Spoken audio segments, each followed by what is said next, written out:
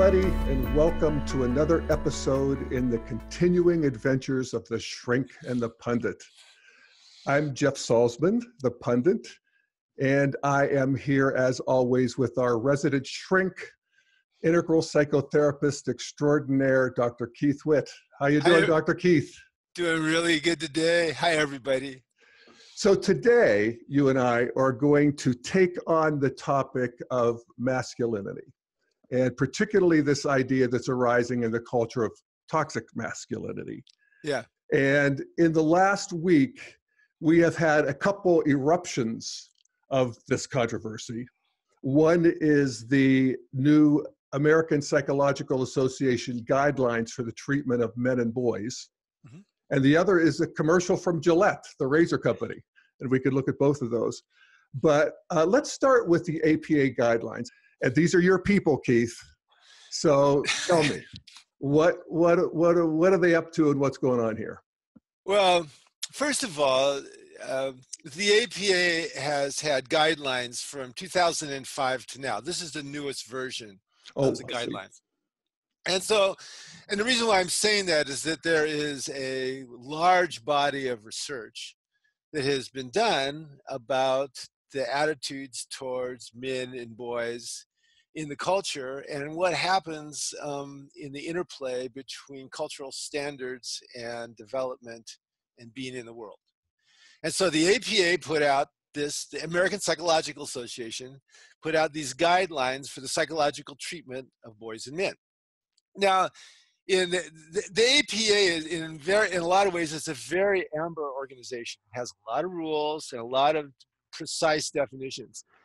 Guidelines are not standards. You know, standards are of psychological practice. If you violate them, you're in violation of ethics or maybe even laws. Guidelines are just that. They're saying that according to our understanding of the world, these are things that we need to know, and these are best practices in dealing with the world. Okay? And so they've done a lot of research. There's been a lot of research done on cultural attitudes towards men and boys. Now, they acknowledge in the guidelines that there's many different forms of masculine ideology, and they call them masculine ideology or masculinities in it.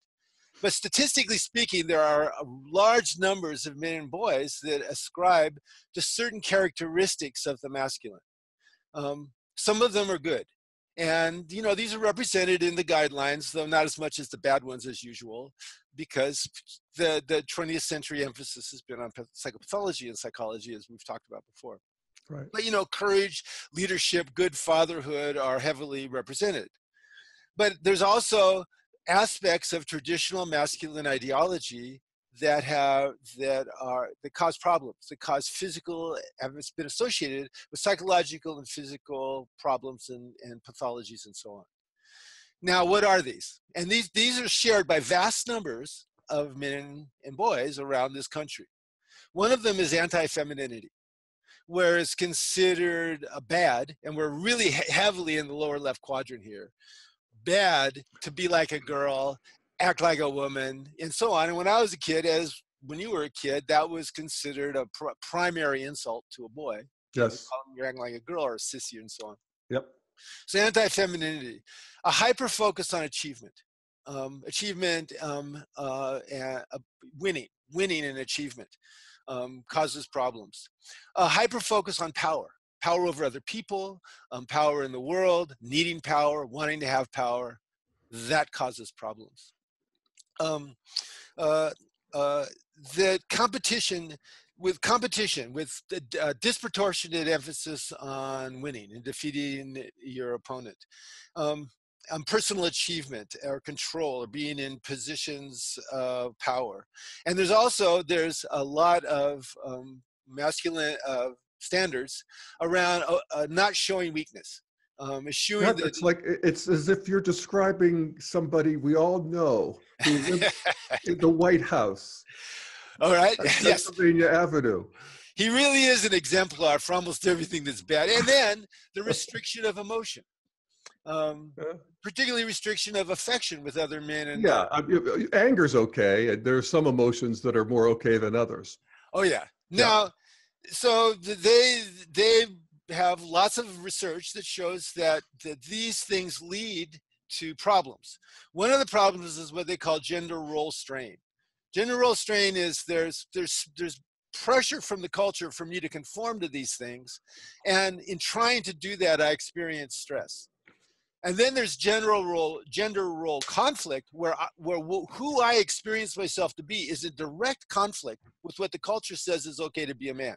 I'm sensitive. The culture says men aren't supposed to be sensitive. I feel bad, causes symptoms. I'm gay. Culture says I'm supposed to be straight. I feel bad, causes symptoms, and so on and so on and so on.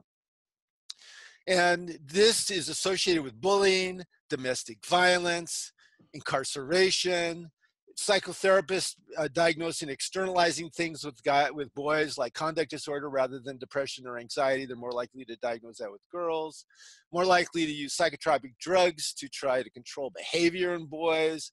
There's a ridiculous and astounding and horrifying amount of antipsychotics being prescribed to children, basically for social control, largely to boys. Now, is this critiqued in these guidelines? Yeah. Okay. Yeah. So that's a very positive thing. It is. The guidelines, I was reading them, okay? I read them in detail and went over them, and they're positive. It was courageous of the APA to begin this conversation, to put this stuff out. This is controversial stuff. Right. Well, okay. And the reason it's controversial is that it feeds into a idea and a meme that is arising that masculinity itself is toxic. And masculinity itself is just basically the representation of the patriarchy, which has been, causing suffering for untold millennia. And it's time that it's over. And this idea has become a core truth in political, progressive, academic philosophy. And it is being met with a considerable blowback from the traditionalists. I noticed on YouTube, on the Gillette ad, that it's being downvoted about twice as much as it's being upvoted. Isn't that interesting? We've gotten tons of blowback on these APA guidelines from conservatives, and not just conservatives, but really thoughtful people like Andrew Sullivan. Yeah, progressives. Who we both admire and see a lot of integral sensibility in Andrew. And here's a paragraph that he wrote. First of all, he gives us a quote from the APA guidelines, which is, traditional masculinity, marked by stoicism, competitiveness, dominance, and aggression, is on the whole harmful. So Andrew comments. So therefore, men should presumably learn to be the opposite: emotionally inconstant, collaborative, submissive, and passive. If that's the kind of man you want to be, much more like a sexist stereotype of a woman, an army of psychologists are ready to help you. Now, Andrew is making a mistake here, in my opinion. Now, that's, first of all, I want to say that I was irritated by the guidelines also. And I was irritated because the APA, which is basically an amber and green organization, makes the same mistake that green almost always makes. It's really good at deconstructing the problems, but really not good at all at creating a positive, constructed, integrated perspective that can guide us. And this is what we're going to be talking about later on today, because that's what Integral can provide. And that's been part of my life's work, providing that to men and to women. It's part of David Data's life work. It's part of John Gray's life work. And these forms, these integrated forms exist. The APA has antibodies to these forms, and that's a green bias. Now, what happens with us... Now, let me stop you there for a second. Give me an example of these forms that you're talking about. Okay, well, my personal favorite, I think that in masculine development, you grow from boy to acolyte to warrior to man of wisdom. Okay, that is a developmental progression of the masculine that works for almost every person that I've ever articulated it to, men and women. They like that progression. Okay, if you look into if you look into all the romance novels that women write and for women and women read, the hero of those novels has certain qualities that are warrior and man of wisdom qualities.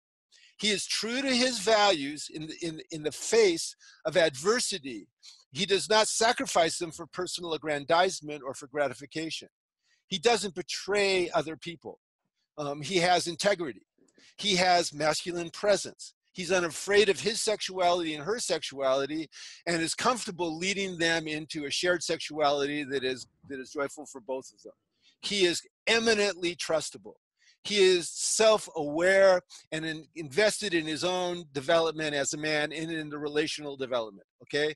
Those are the guys that are the heroes in all the romance novels, the most commonly sold book in the United States. And that is the warrior and the man of wisdom. And if I articulate those to people, to men and women, they like it. If I articulated those values to all the people who wrote these guidelines, they say, sure, we definitely go along with that. And if I said, well, why didn't you put that vision into your guidelines? They would come up with some green excuse about how they can't speculate and come up with theoretical stuff, or they haven't done the research or whatever, okay? But mostly what it is that green bias towards deconstructing but not constructing. Well, and also actually, I think, a green bias towards femininity. And I'm not necessarily saying this is a bad thing, but if we look at history, the masculine sort of stereotype, and even the negative one, the stoic, dominating, aggressive stereotype, was actually functional for most of human history. It's still functional. Fair enough. And that's an integral view where we want to say, so how can we bring that back into a new integration? But Green's not at that integration yet. Green is still feeling the sting and the wounds of that kind of masculinity, and their job is to feminize. It just is, and that's not a bad thing, because the feminine needs to come online in some balance with the masculine. Yes. And also, just to put this on the table, and this is, I think, another green insight that's good, to be separated from gender. So women can have the masculine positive and men can have the feminine positive. And there's this new integration that is, we can actually see it happening. If you think of men now versus our fathers. I mean, we can feel it happening in our own consciousness. Yes, and in our kids and their generation, it's happening at warp speed. This topic is near and dear to my heart, because when I came into psychotherapy, training in the early 70s, I came in as a martial artist, and there was just a lot of limp green, fake emasculating stuff going on. And my job when I became a teacher was to bring the warrior into that. Now, on the other hand, I was seeing the APA in 1973, the DSM had homosexuality listed as psychopathology. I wasn't down with that. And I wasn't down with this other stuff. And so until I discovered Integral, I was personally kind of an outlier around all this stuff. And so, of course, what we want to look for is what's the healthy manifestation of every single one of these characteristics and the unhealthy manifestation. And healthy and unhealthy is not generally an ambiguous, everything is relative green thing. If someone is being bullied in my presence, it is a healthy thing for me to interrupt that. I will not tolerate that in my presence. And it's an unhealthy thing for me to allow it to happen and sit and suffer in silence. Mm-hmm. If I have an impulse to violate a personal core value, an interest of self-aggrandizement or fear or gratification, and I do that, I feel diminished as a man. And if I stand up for that value, I feel better as a man. And if I'm observed by men or women, they will find me more attractive and admirable standing up for my sacred values, and less attractive and less admirable if I violate them. Isn't that great? It is great. And this is a vision that we can share, but we have to step into it. And to step into it requires an integral understanding, which is this document, these guidelines go in and out of that. They're closest to it when they're describing fatherhood, because they're protecting children. And their data about fatherhood is completely accurate. It's overwhelming. Warren Farrell's been doing this for years, as have the rest of us. But he's done really a lot of the seminal research showing how much better children do when they have fathers who are engaged, psychologically sophisticated, but also engaged in competition, engaged in rough and tumble play, teach children about appropriate and inappropriate, healthy and unhealthy violence. And the whole concept of healthy and unhealthy violence is something that the APA walks away from. If they walk away from healthy and unhealthy dominance, they walk away from healthy and unhealthy sexuality. They especially walk away from healthy and unhealthy sexual instruction and sexual flourishing from birth onward. And the absence of that in the guidelines is really irritating. And so Andrew kind of has a green bias towards the green bias, if you get what I mean. You know, he sees these things, he gets irritated, and he dismisses the guidelines rather than looking more deeply into the basic messages and recognizing it's not the presence of what they're talking about that's the problem. It's the absence of an integrative view of masculine development, masculine presence, and quality masculine engagement with women, men, and the world. It's the absence of that that makes the guidelines irritating, not the presence of what they've got. Right. In my opinion. Yeah. Well, one of the things, actually, why don't we insert the Gillette commercial here? Yeah, this is perfect time. Let's do that. Let's do it. All right. So this will give people a transmission of some of what we're talking about here. This is it's actually a short movie is how they bill it from Gillette. It's about 1 minute and 40 seconds.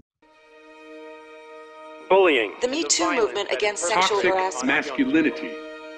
Is this the best a man can get? Is it? Bullying, a problem. We can't hide from it. Sexual harassment is taking over. It's been going on far too long. We can't laugh it off. Who's the daddy? What I actually think she's trying to say. Making the same old excuses. Boys will be boys. Boys will be boys. Boys will be boys. But something finally changed. Allegations regarding sexual assault and sexual harassment. But she says And there will be no going back. Because we believe in the best in men. Men need to hold other men accountable. Smile, sweetie. Come on. To say the right thing. To act the right way. Bro, not cool, not cool. Some already are. In ways big Yo, men, we're acting like we gonna shake it. and small. I am strong. I am strong. But some is not enough. It's not how we treat each other, okay? Okay. Because the boys watching today will be the men of tomorrow.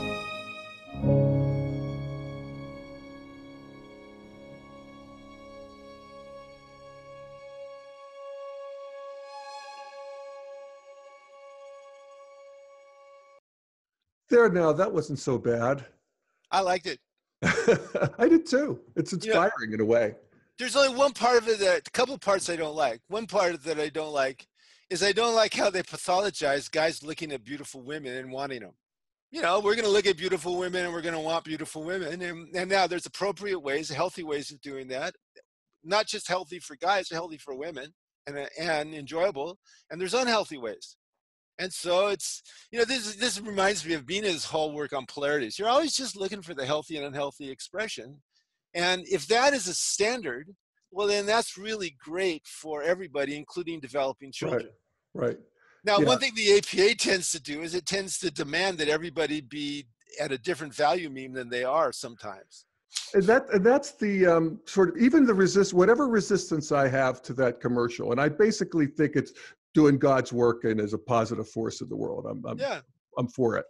But I want to make sure that as we move into a new evolutionary stage, that it's about including all of it. And we don't want to limit and we don't want to homogenize. And so we want the full range of masculine and feminine behaviors and attitudes and all that stuff to be available to everybody at any time. And that that commercial feels a little pinched around some of that. So that's my problem. I think that's a valuable critique. Psychological research has shown that the healthier you get, the more of a wide range of emotional expression you have. What integral tells us is that there's an optimal response to every situation. Well, that optimal response isn't just a thought or, a movement. That optimal starts as a state of consciousness that involves a robust self, all right? Okay, so there is a robust self of the ravager in man, okay? There's a healthy version and there's a healthy version.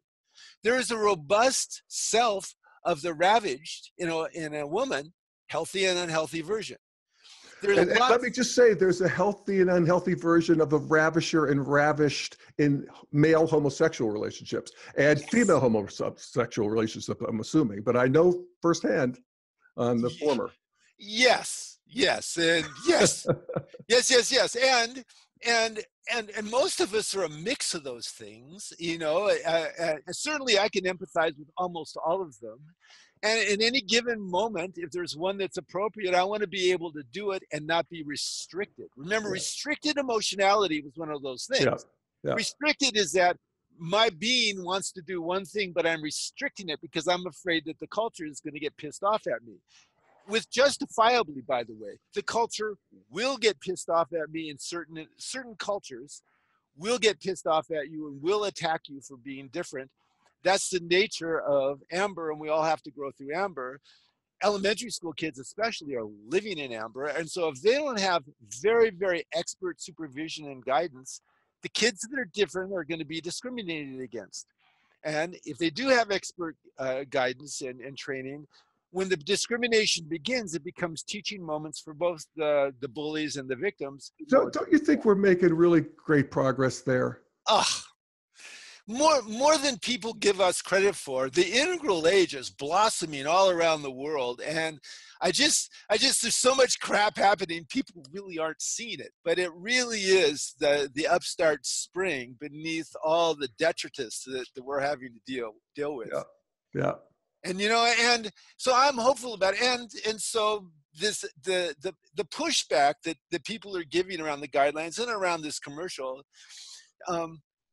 What do you need to add to that to make it a full version of a man, a present man? All right. Well, let me put forth another argument that the resistance to this stuff is putting out. What traditional people are afraid of is this operationalization of critical theory that says that everything is a cultural construct and there's really no such thing as nature and the nature-nurture kind of polarity. Exactly. And so this is a skirmish in that bigger war. And people who are allergic to that critical theory that everything's a cultural construct, and the power of the patriarchy and all of that sort of thing, they have a problem with this. And so I would ask you that, Keith. You and I both just made, I think, a very inspiring case that all behaviors ought to be available to all people, regardless of gender and so forth. Yes, we did. But isn't there still something to the fact that men are full of testosterone? Yes, and this is another critique I have of the guidelines. Evolutionary psychology is not in these guidelines. Neurobiology is not in these guidelines. The very real developmental, psychological, and behavioral and social differences between boys and girls and men and women are not in these guidelines.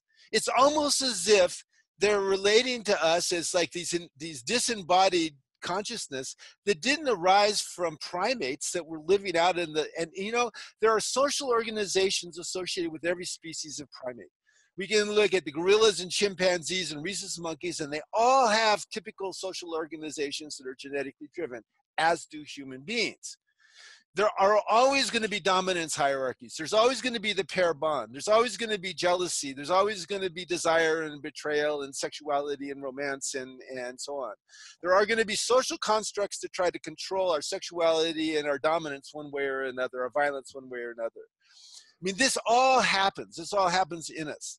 Now, what a very legitimate critique of Green is if you pathologize, say, sexuality and dominance, in developing kids, what you're doing is you're creating gender role conflict, because they'll feel that stuff coming out and they'll go, oh, I must be bad because of something, okay? And instead, and what does that do? It causes them to try to hide it. We hide what we're ashamed of. And if you hide it, then you can't process it and integrate it.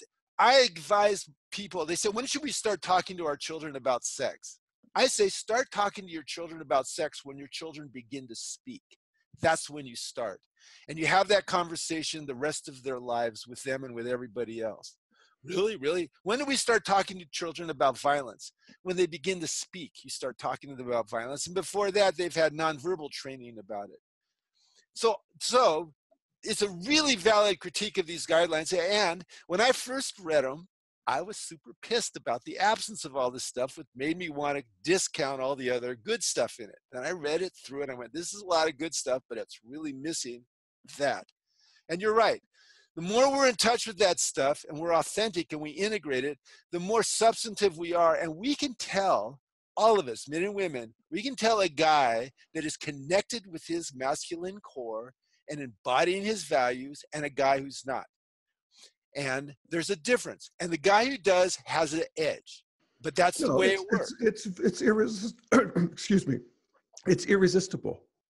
You know, to run into a person like that. There's a certain magnetism and charisma to a man who is, you know, holding all of that. And also, I would say, to a woman who has strength and, you know, some of the things that used to be women were deprived of. Which brings me to another question, and that is, how about toxic femininity? Now, first of all, is there such a thing? Do they address it in the APA guidelines for treatment of women and girls? No. Now, there's two things. One, the term toxic masculinity doesn't appear in this document. Right. Okay? You know, some aspects of traditional masculinity are toxic. Okay, that sentence appears. But toxic masculinity is such a exciting meme that that's how it's all been characterized. But it doesn't appear in the document. Secondly, I think that there's a green bias around having the same attitude towards the unhealthy aspects of feminine ideologies and talking about it. Yeah. Toxic femininity, for instance, body image stuff that plagues girls. For instance, you know, assertion stuff.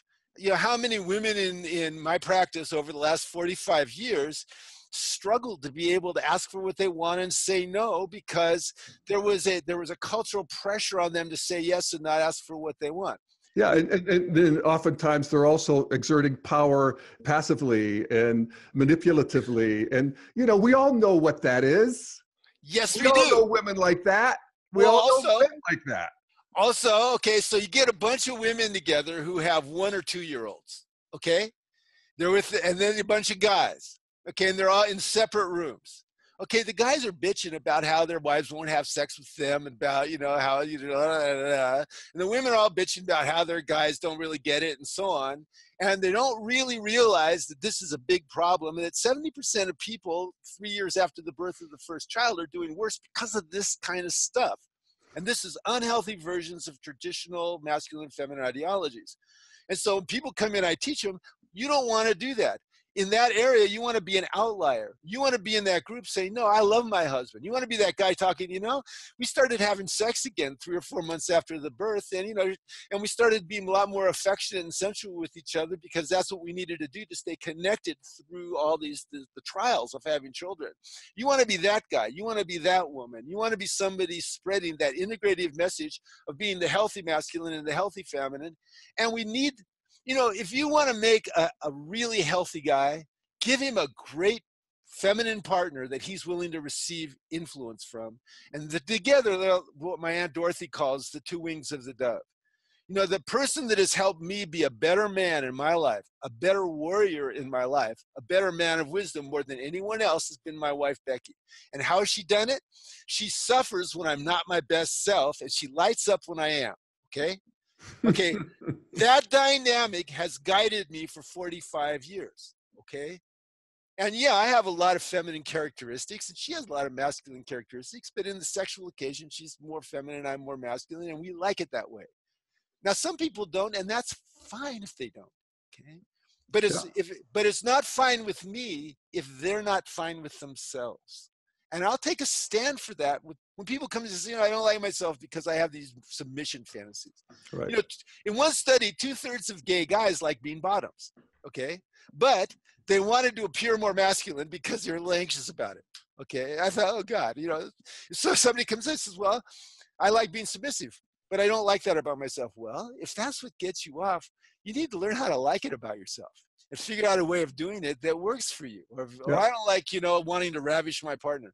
Well, if that's what you like, we need to find a healthy expression of that, because frankly, it's not okay with me for you to alienate some aspect of yourself because some cultural standard has told you it's bad. Okay. That's not good for your health or your spirit. And there's another absence in the guidelines, complete absence of spirituality. The sacred father, the sacred husband, the sacred lover, the warrior and the man of wisdom. These are all intensely spiritually charged archetypes that have guided men for not just for millennia, probably since consciousness began as we know it 200,000 years ago. Okay, those are powerful archetypes that we need to access to feel spiritually connected with the universe. Could we ever expect the APA to embrace that sort of thing? They're pretty scientific in the social science kind of way. And that just, it's not going to go there. I resigned from the APA 25 years ago because I just got too frustrated with Flatland. Yeah. And some of their positions, it took them a long time to come out against torture. Didn't take me a long time to come out of torture. It took me about 10 seconds to come out. It took them a long time to say, well, I guess that the homosexuality isn't a disease. Stuff like that, or, some treatment, if we haven't done, if it's not evidence-based treatment, then we're going to ignore it. But again, I know, but thank God for the people who sort of keep themselves in a box of at least facts, or at least that's true. Sometimes they're slippery facts, especially in social science, but they're still trying to keep themselves in that box. And that's the piece that they bring to the party. Yes. So that's fine. So as integralists, we can say, okay, that's a good piece you're bringing to the party. In this case, you're skewing a little green with this critical theory. That's fine too. There's gifts to that. There's limitations to that. But the integral thing is just going to want to move beyond and include all of it, include more of it. And if anyone of the guys or women that wrote these guidelines were part of this conversation, almost all of them would agree with almost everything we're saying. Yeah. Now, and if I said, well, how come you're not putting that in your articles? How come you're not putting that in your guidelines?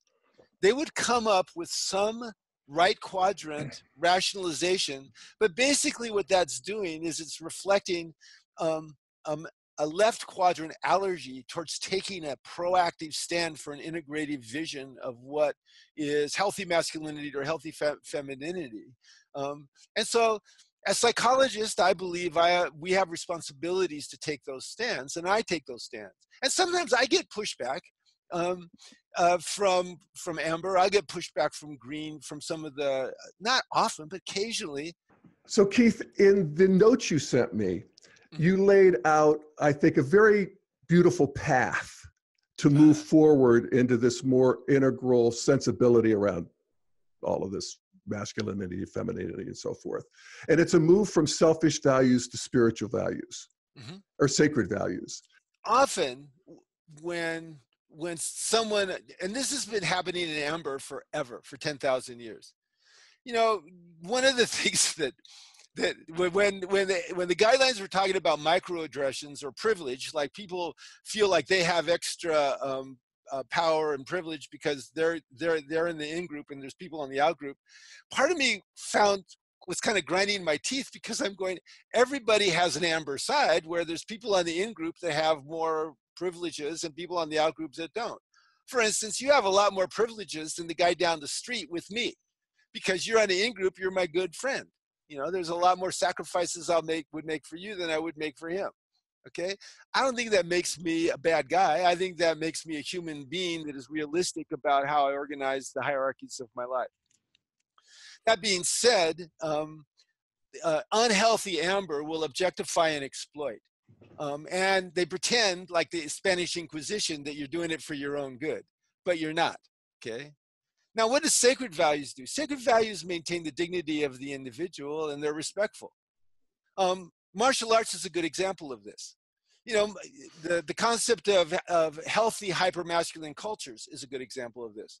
You know, the guidelines subtly diss hypermasculinity. Hypermasculine cultures are quite beautiful.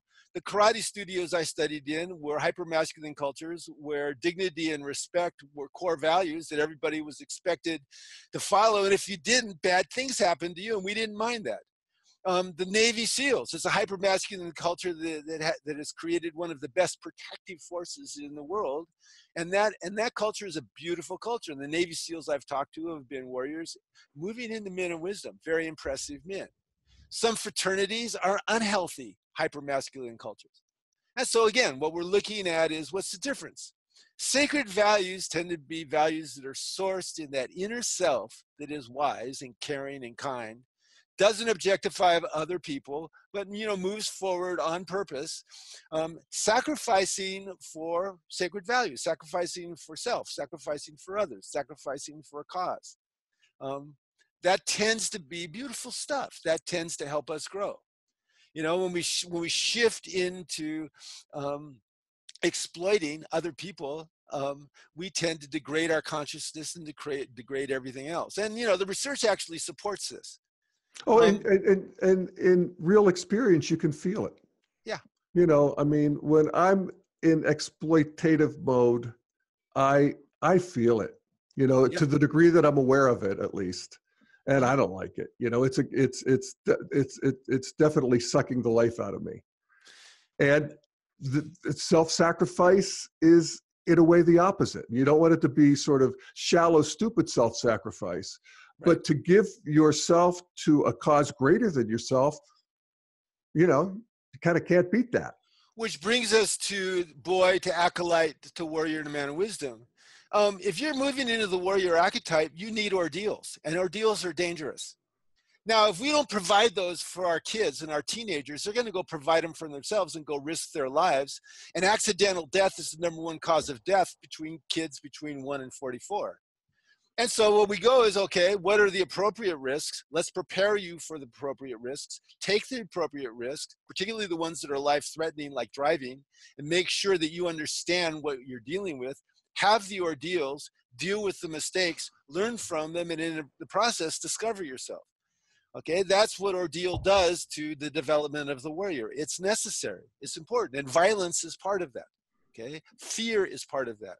You don't discover courage unless you're experiencing fear.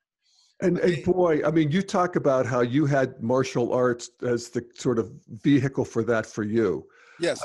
Very few guys have that. Very few boys have that. I mean, sports to some degree. Sports helps. Yeah, sports helps.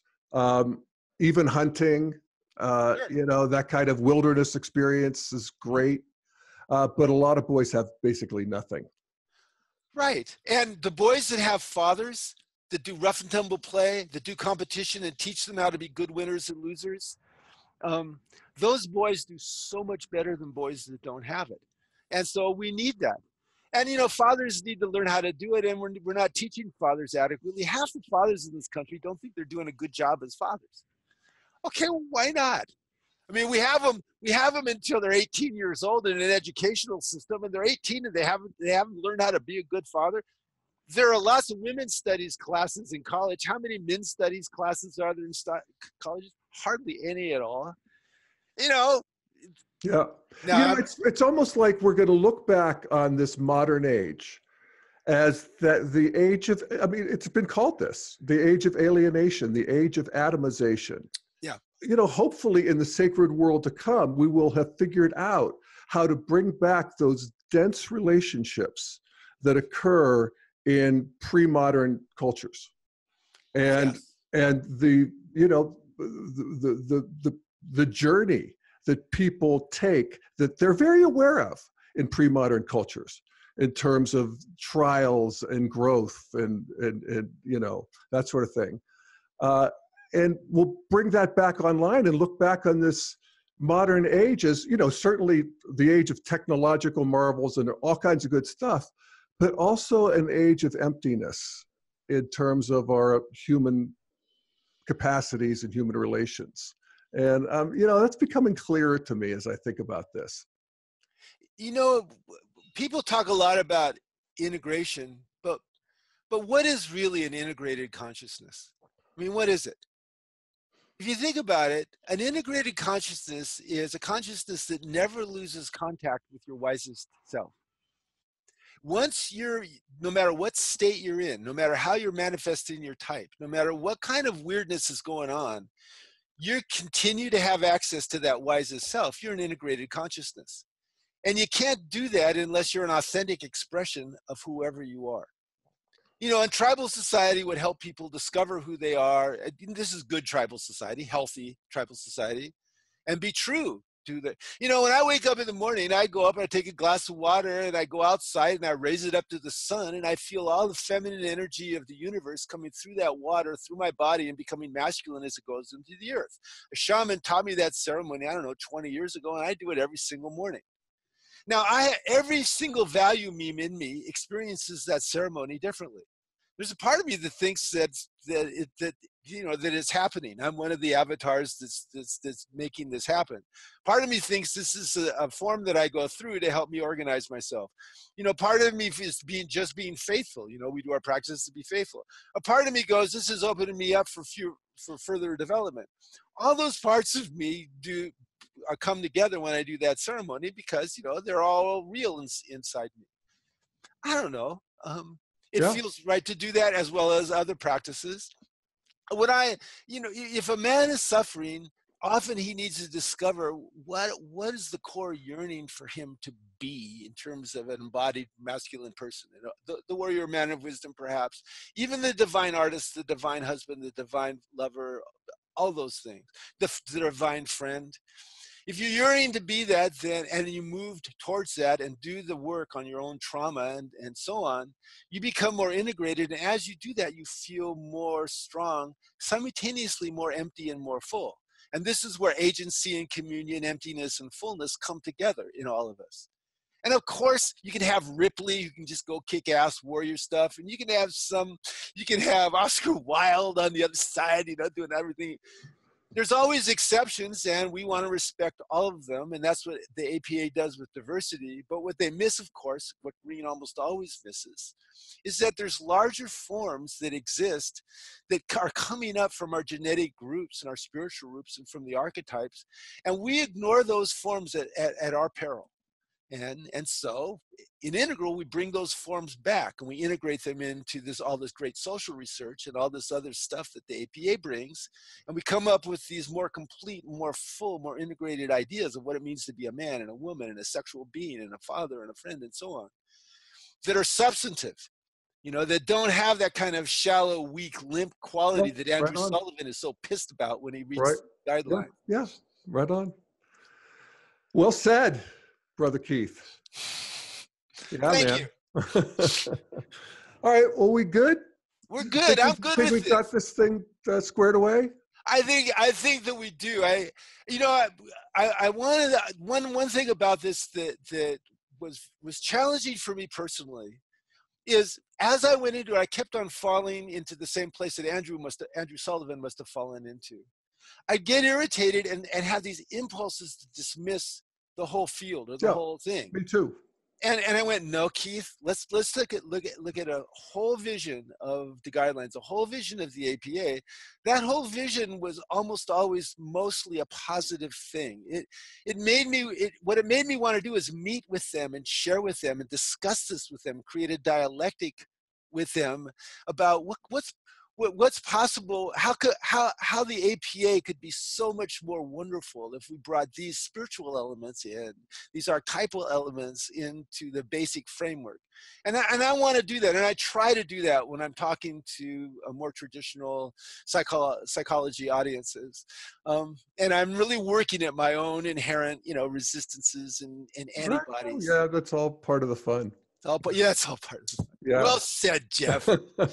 Well, and they can get your guidelines too, at That's true. drkeith.com. That's right. Anything new with your work? Oh, right now I'm still working on my Trauma into Transcendence book, wanting to bring some of these elements into the field of trauma. And also I'm beginning to do more teaching about integrally informed psychotherapy. I think Integral has an awful lot to offer, and there's been the books on it, and there's people in the field, and so far the larger field of psychology hasn't really tapped the potential, and so I'm doing more of that work these days. Well, and how many books have you written now? I have published 8. Yeah, so you really are putting your stake in the ground and moving us forward here. So yeah, there's an integrally informed cosmology of psychology, psychotherapy, development, and including in my book on shadow, there was a chapter on the warrior of man of wisdom, and then there was a chapter on the many paths to the woman of wisdom. And I think that really is true. I think men pretty much have to go through warrior man of wisdom. Women can go through the sex goddess to the woman of wisdom, and the divine mother to the woman of wisdom, and the divine artist, and the divine healer. All those archetypes are available to men, but men will suffer if they don't embody the warrior and the man of wisdom, in my experience. Women seem to have more variation in their developmental paths towards women of wisdom. And that's, I think, one of many differences between men and women that I find fascinating and beautiful. Yeah, well, it's all fascinating and beautiful. It's all fascinating and beautiful. All right, Dr. Keith, thank you so much for joining me again for Shrink and the Pundit. And thanks everybody for joining us. And we will see you back here next time. Much love to everybody.